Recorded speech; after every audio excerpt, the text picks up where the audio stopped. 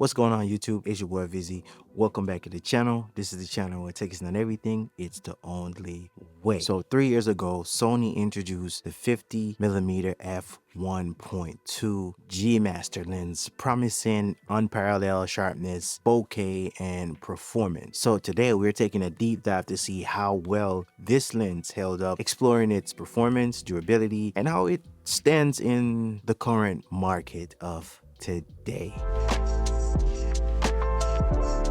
So the Sony 50mm f1.2 G Master, with promising of exceptional image quality and artistic bokeh, quickly became a favorite among us photographers and videographers. But how does it fare after 3 years of technological advancement and rigorous use? So the 50mm f1.2 G Master image quality remains top notch. Its sharpness, even wide open, is impressive. Me personally, I'm not a f1.2 shooter. I'm more in the range of f3.5 to f4 when it comes to portrait. But the bokeh, the bokeh in this lens here is the signature feature that still rivals newer lenses, providing that creamy, out of focus background photographers love, and you can't agree. This is my go-to lens for portrait when it comes to low light situation, like for example in weddings. Mostly weddings I'll run into. This is always like the second lens that's on my camera versus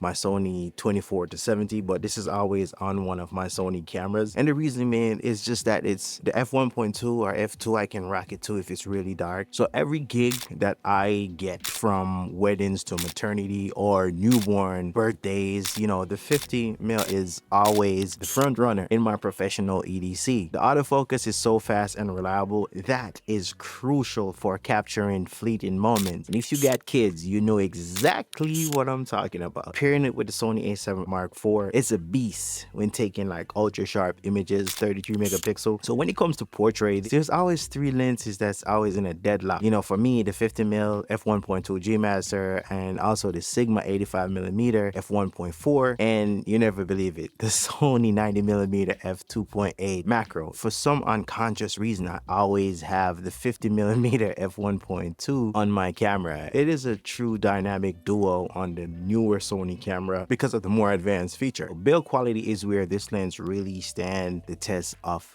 time. Despite years of use, the weather sealing has come in really clutch, protecting it from dust, moisture, and I'm happy to report even the elements still remain flawless. When comparing to like newer models, the 50mm f1.2 GM still holds its ground. While some lenses do offer slightly faster autofocus or enhanced features, the image quality from the Sony lenses is often unmatched. Sony, they recently released the 50mm, I think it's the f1.4, and Sigma also released a 50mm f1.4. You know, these are all great lenses, don't get me wrong. Yo, but the older big brother, which is this, the 50 f1.2 GM, is still killing it out here. You know, that's what you call artistic mastery. So originally launched at premium, the lens price has seen slight adjustment. You know, brand new on Amazon or B&A, you're looking at close to $2,000. On eBay, you can find it used under $1,600. I'll say shop with caution, of course. Would I buy